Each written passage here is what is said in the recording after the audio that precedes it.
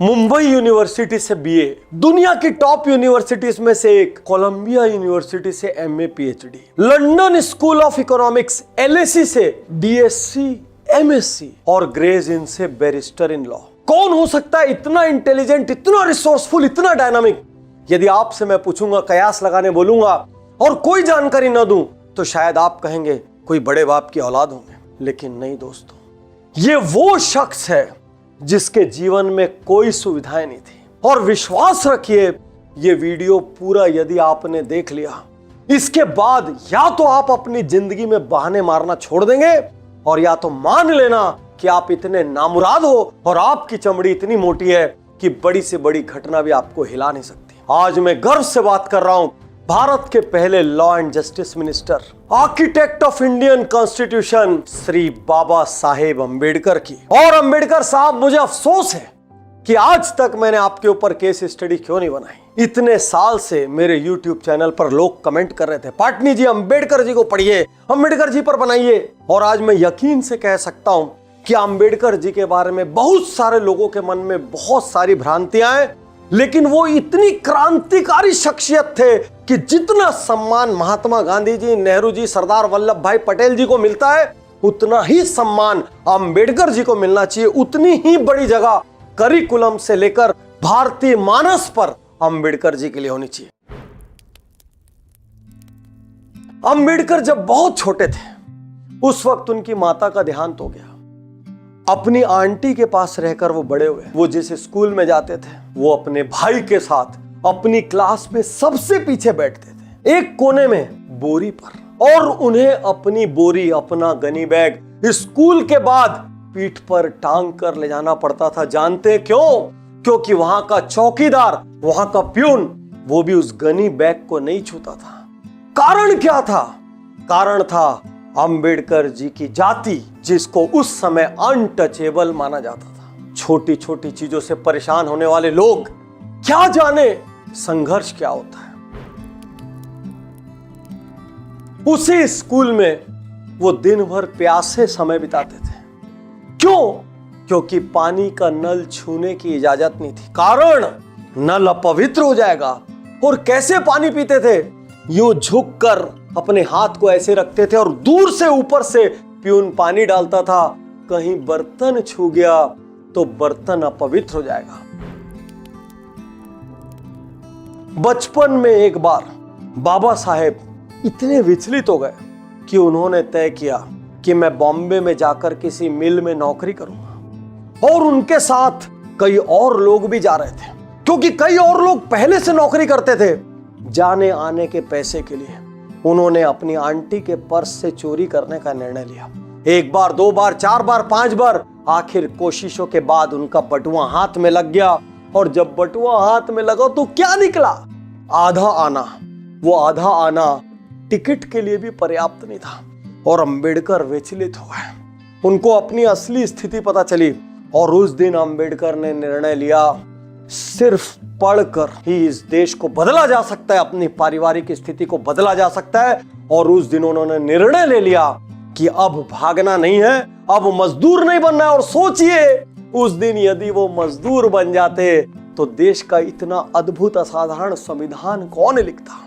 आपके भी जीवन में कई बार गलतियां हुई होंगी, लेकिन क्या आपने उन गलतियों को सुधार लिया? कई बार आप भी भीतर से विचलित हुए होंगे, लगा होगा सब कुछ छोड़ के भाग जाएं। लेकिन मुझे कभी कभी लगता है भगवान ये आपके टेस्ट लेता है और इन टेस्टों में जो पास होता है उनको बड़ी उपलब्धियों के लिए चुना जाता है, बड़ी उपलब्धियों के लिए। बहुत तेज बारिश हो रही थी, आंधी और तूफान चल रहा था। एक घर के दीवार पर अंबेडकर जी यूं टिक कर खड़े हुए हैं। घर की महिला ने देखा, बाहर आई, जोर से अंबेडकर जी को धक्का लगाया और अंबेडकर जी जाकर मिट्टी में गिर पड़े। मिट्टी में गिरे, सारी पुस्तकें धूल में, पानी में, मिट्टी में खत्म हो गई। कारण क्या था? वो महिला कहती है, मेरी दीवार से टिक कर खड़े हो, मेरा पूरा घर अपवित्र हो गया, पूरा घर अपवित्र हो गया। किसको संघर्ष कहते हैं? आज हम कितनी छोटी छोटी सी चीजों पर सेंसिटिव होते हैं। मुझे याद पड़ता है कि जब फॉरेन में मैं अलग अलग कंट्रीज लेक्चर करने जाता हूं या कभी घूमने जाता हूं, कई कई जगह सेकंड सिटीजन के रूप में ट्रीट होते हैं। ओ ब्लडी इंडियंस, अरे ये हिंदुस्तानी। और उस वक्त इतना गुस्सा आता है कि मानो गोली मार दो सामने वाले को, इतना गुस्सा आता है। मैं अपनी बात कर रहा हूं, जबकि ऐसे किस्से शायद कई साल में हमारे साथ एक दो बार होते हैं। और सोचिए लाखों करोड़ों लोगों के साथ ये किस्से सैकड़ों सालों से हो रहे थे, कितना गुस्सा होगा उनके भीतर। लेकिन आज की ये केस स्टडी ऊंच नीच जात पात पर नहीं है। आज की ये केस स्टडी अंबेडकर जी के संघर्ष पर है, क्योंकि उनके संघर्ष का 1% भी हमने सीख लिया तो जीवन बदल जाएगा। संस्कृत पढ़ना चाहते थे, स्कूल में संस्कृत लेने नहीं दिया गया, क्योंकि जिस महार कास्ट को बिलोंग करते थे उनको संस्कृत पढ़ने की इजाजत नहीं थी, उनको वेद पढ़ने की इजाजत नहीं थी। फॉरेनर्स को थी, दूसरे धर्म वालों को थी, वहां धर्म भ्रष्ट नहीं हो रहा था, लेकिन अंबेडकर जी को नहीं थी। अंबेडकर जी ने क्या किया, एक दिन उसी संस्कृत के महारथी बने, उन्हीं वेदों के ज्ञाता बने। दोस्तों, पूरा बचपन ऐसा बिताने के बाद इंसान को खत्म हो जाना चाहिए। हम कितनी छोटी छोटी चीज से ट्रबल होते हैं, हमारे माँ बाप हमारा साथ नहीं देते, हमारा गांव छोटा है, मौका नहीं मिला, मम्मी पापा इंटरफेयर करते हैं। कई लोग तो मुझे मोबाइल छोटा मिला, मुझे मोबाइल बड़ा मिला, मेरे पास ये मॉडल का लैपटॉप है, मेरे पास ये मॉडल की टू व्हीलर है। इतनी छोटी छोटी चीज में रोते हैं। अरे संघर्ष शब्द तो जानते भी नहीं हो क्या होता है। इतनी तकलीफों के बाद अच्छे अच्छे आदमी की हिम्मत टूट जाती और बड़े से बड़ा टैलेंट खत्म हो जाता। लेकिन भीमराव अंबेडकर जी अपनी कास्ट से कॉलेज एजुकेशन हासिल करने वाले इंडिया के पहले व्यक्ति बने, पहले। और दोस्तों 1913 में कितनी उम्र थी, महज 22 साल। कितनी स्कॉलरशिप मिली, सिर्फ 11.5 पाउंड। किससे मिली, बड़ौदा स्टेट असेंबली से, बड़ौदा के महाराजा से। और वो फॉरेन गए, अपनी डिग्री लेकर टॉप करके लौटे। और जब लौटे तो किंग ने क्या किया, उनको बड़ौदा स्टेट असेंबली का मेंबर बना दिया। और एक क्रांतिकारी बात आज आपको बताता हूं, चूंकि लोगों के मन में बहुत सारी उथल पुथल थी, हम इनके साथ नहीं बैठेंगे, ये हल्की जात है, ये अनटचेबल है। उन्होंने क्या नियम लगाया, उन्होंने नियम लगाया, जो लोग भी शेड्यूल्ड कम्युनिटीज के साथ बैठने को तैयार होंगे वही लोग चुनाव लड़ पाएंगे। धन्य ऐसे राजा, सलाम करता हूं ऐसे राजा को, जो उस वक्त भी इतनी प्रोग्रेसिव सोच रखते थे। तो क्या इतनी सारी डिग्री लेने से जिंदगी आसान हो गई? कायदे से तो हो जानी चाहिए। दोस्तों, इतनी सारी डिग्रियां होने के बावजूद इतने विद्वान शख्स को एक पारसी सराय में जात बदल कर रहना पड़ा। कारण, एक भी होटल ने, एक भी सराय ने, एक भी लॉज ने रुकने की जगह नहीं दी, कोई अपने घर में ठहराने को तैयार नहीं था। बहुत मुश्किल से एक कमरा मिला, और कमरा भी कितना खूबसूरत, टूटी बेंच, टूटी कुर्सियां, चारों ओर जाले, कीड़े फटे गद्दे, यहां तक कि लाइट भी नहीं थी। अरे वो तो छोड़ो, तेल वाला लैंप भी नहीं था। लेकिन उस वक्त उनको लगा वही जन्नत है। और उन्होंने क्या कहा, at that time I prized my shelter more than my life. क्या जानते आप संघर्ष को? आज एक छोटा सा डॉक्टर, इंजीनियर, वकील घर में बन जाए, जरा सा IIM, IIT कुछ हो जाए, 7वें आसमान पे रहते हैं। लेकिन दुनिया जहान की इतनी सारी डिग्रीज लेने वाले आदमी को उस सराय से निकाल कर फेंक दिया गया, क्योंकि लोगों को पता चला ये पारसी नहीं है। लोगों ने क्या किया, लाठी डंडे लेकर जमा हो गए, बेहिसाब गालियां देने लगे। How dare you kept a Parsi name scoundrel. जितनी गाली दे सकी उतनी दी, और शाम तक की वार्निंग मिली, शाम तक बाहर चले जाना। और शाम के बाद क्या हुआ, उस मौसम में उनको बाहर निकल के पास में कमाठी बाग में जाकर रहना पड़ा। क्या जानते आप संघर्ष को? और क्या कहते हैं अंबेडकर, मैं 5 साल जब अमेरिका में रहा, यूरोप में रहा, मैं भूल गया अनटचेबल क्या होता है, अछूत क्या होते हैं, मैं सब भूल गया, ऊंच नीच भूल गया। लेकिन जब मैं हिंदुस्तान आया, हर दिन हर पल मुझे ये याद दिलाया गया, मेरी डिग्रियां रद्दी थी, मेरा ज्ञान रद्दी था, सबसे बड़ी चीज कोई थी तो मैं किस जात को बिलोंग करता हूं। और दोस्तों, संघर्ष तो मानो उनकी परछाई थी, साथ चलती थी। यंग एज में शादी हुई थी, बच्चे थे, अपना पेट भर नहीं देखना था, सबकी जरूरतें पूरी करनी थी। रोज सोचते क्या करूं, कहां से व्यवस्था करूं, क्या क्या नहीं किया उन्होंने। ट्यूटर बने, अकाउंटेंट बने, खुद का एक इन्वेस्टमेंट बिजनेस शुरू किया। लेकिन जैसे ही क्लाइंट को यह पता चला वो अनटचेबल है, वो बिजनेस बंद हो गया। फाइनली 1918 में बाबा साहब को लगा अब जिंदगी बेहतर हो जाएगी। कारण मुंबई में फेमस सिडनेम कॉलेज में उनको प्रोफेसर का जॉब मिल गया। लेकिन वहां क्या हुआ, पढ़े लिखे अनपढ़ गंवार। आज ये शब्द कहते हुए मुझे कोई अफसोस नहीं है कि डिग्रियां महज कागज है, वो विजडम और मैच्योरिटी नहीं लाती। वहां के पढ़े लिखे अनपढ़ गंवार कुछ प्रोफेसर्स ने उनके साथ पानी का जग शेयर करने को मना कर दिया, कॉमन वाटर सोर्स शेयर करने को मना कर दिया। और दोस्तों यहां अंबेडकर के भीतर लावा फट पड़ा और फाइनली उन्होंने लीगल प्रोफेशन अपनाया। दोस्तों जो महत्व महात्मा गांधी के जीवन में दांडी यात्रा का है, वही महत्व बाबा साहेब के जीवन में महाड़ सत्याग्रह का है। आइए घटना को जरा गहराई से समझते हैं। 1923 में बॉम्बे लेजिस्लेटिव काउंसिल ने एक प्रस्ताव पारित किया। प्रस्ताव क्या था कि कोई भी अनटचेबल या कोई भी व्यक्ति किसी भी पब्लिक फंडेड वाटर बॉडी से पानी पी सकता है, वो कोई कुआं हो, वो कोई नल हो, चाहे कोई भी व्यवस्था हो। 1924 में महाड़ म्यूनिसिपैलिटी ने इस प्रस्ताव को स्वीकार किया, लेकिन क्या सच्चाई में स्वीकार हुआ? नहीं, वो सिर्फ पेपर पे स्वीकार हुआ। और 28 मार्च को एक ऐसी घटना हुई जिससे बाबा साहेब दलितों के मसीहा बन गए। एक चावदार टैंक नाम का टैंक था और जो भी डिप्रेस्ड क्लास का व्यक्ति उस टैंक का पानी पीता उसके हाथ पैर तोड़ दिए जाते हैं। 2500 डिप्रेस्ड क्लास के लोगों को लेकर बाबा साहेब निकल पड़े इतिहास रचने। वहां पहुंचने के बाद उन्होंने वहां से पानी पिया, सोचा एक बड़ा काम हो गया। लेकिन जब यह बात अपर क्लास को पता चली, हाहाकार मच गया। 2 घंटे के भीतर पंडाल में सैकड़ों लोग थे, बेदम पीटा गया, हाथ पैर तोड़ दिए गए। और इसके बाद क्या किया गया? उस टैंक के शुद्धिकरण के लिए सामने बैठकर हवन किया गया। मानो पता नहीं उस टैंक को किसने हाथ लगा दिया। इतना डिस्गस्टिंग, इतना खराब इंसिडेंस था ये बाबा साहेब के लिए कि उस दिन उन्होंने इस पूरी व्यवस्था को बदलने का निर्णय ले लिया। एक क्षण के लिए मेरे साथ आंख बंद कीजिए और कल्पना कीजिए कि किसी जगह से महज आपने पानी पिया है, उस वजह से आपके और आपके परिवार के हाथ पैर तोड़ दिया जाए और आपको गांव से बाहर निकाल दिया जाए। यह हमारे देश में ही होता था, हमारे देश में। गांधी जी और अंबेडकर को लेकर लोगों के दिमाग में खूब सारी गलत धारणाएं। बहुत से लोग ये मानते दोनों एक दूसरे के विरोधी थे और दोनों की पटती नहीं थी। ऐसा नहीं था।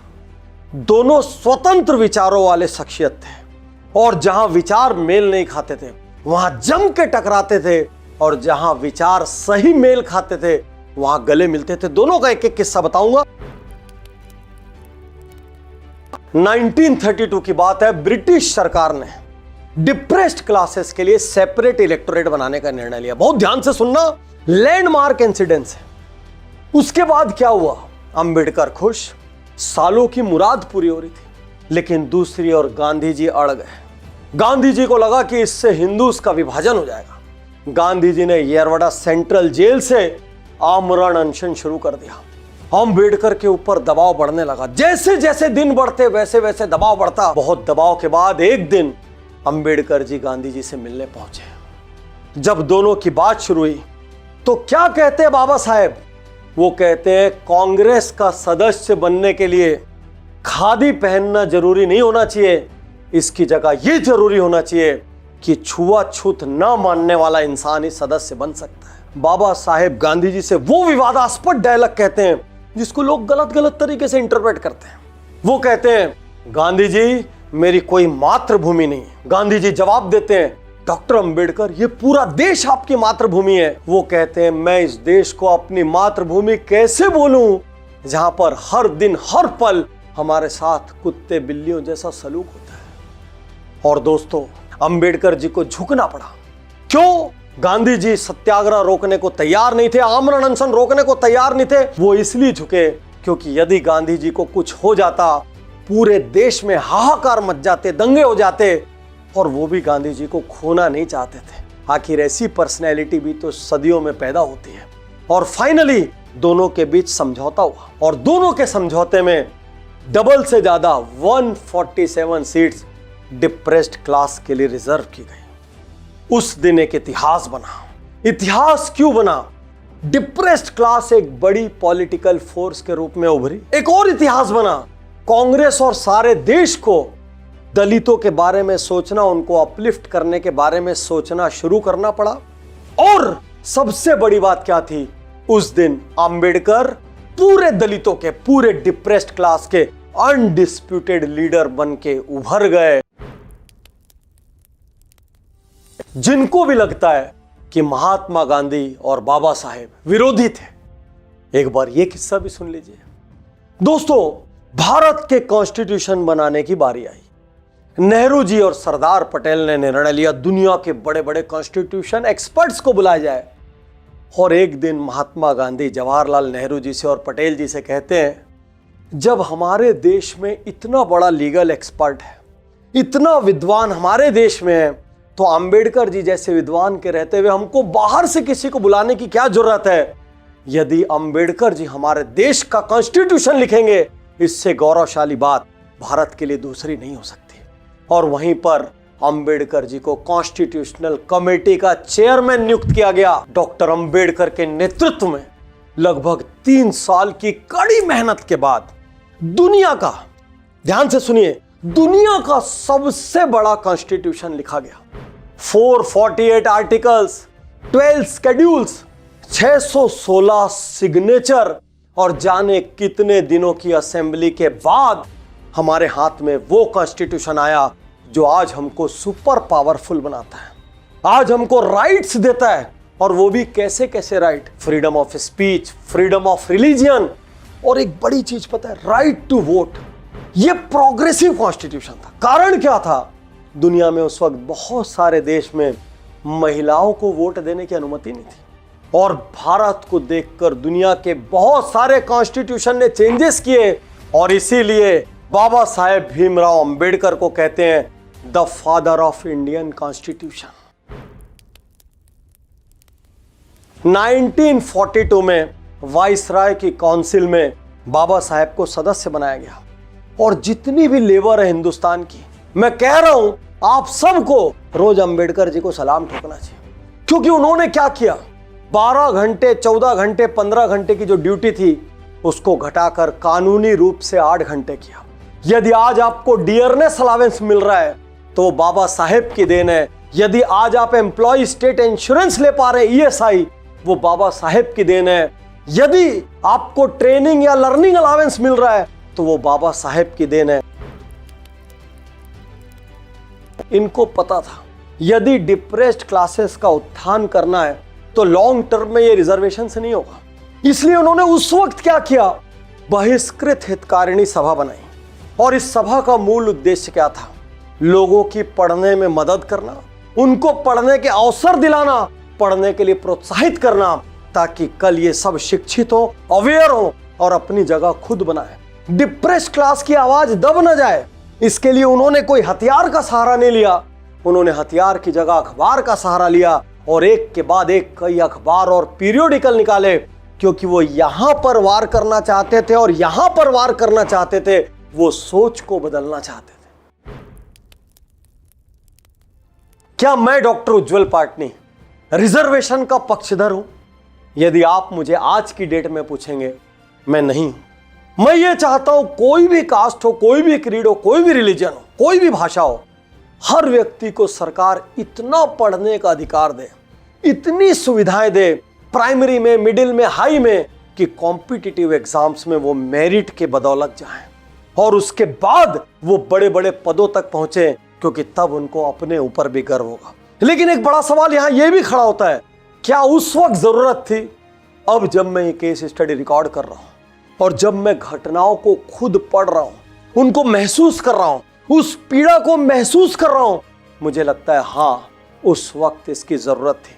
और आज आपसे भी कहना चाहता हूं, कल्पना करके देखिए, अपनी जाति से, अपने रंग से, अपनी भाषा से, अपनी बोली से बाहर आके कल्पना करके देखिए। क्योंकि बाबा साहेब कहते थे साउथ अफ्रीका में जो प्रॉब्लम निग्रोस के साथ थी वही प्रॉब्लम हिंदुस्तान में हमारे लोगों के साथ थी।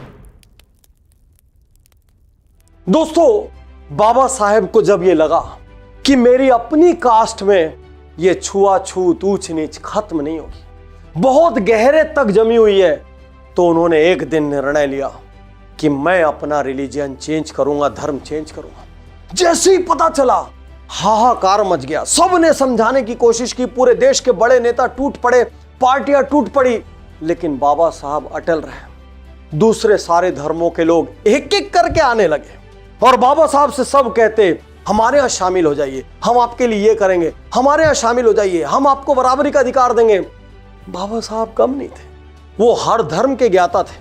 वो ऐसे ऐसे सवाल पूछते कि सामने वाले छोटा सा मुंह लेकर चले जाते। लेकिन बाबा साहब के मन में कुछ और था।